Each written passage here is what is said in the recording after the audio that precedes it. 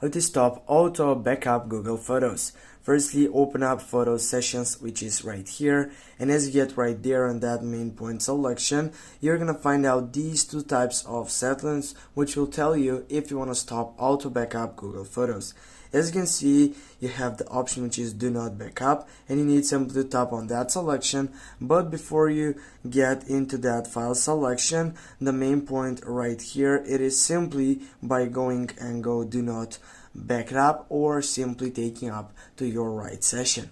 As you get right here, guys, you're gonna find out the session which is on your right upper side right here, and then just go on backup, and as you can see, my backup is turned off. If I want to turn it on, you need simply to tap it right here, and as you can see, the backup has been selected. You have backup settings, and yeah, just go turn off and turn on that button. I'm gonna turn it off because as we mentioned on this video, we're gonna take you to stop auto backup.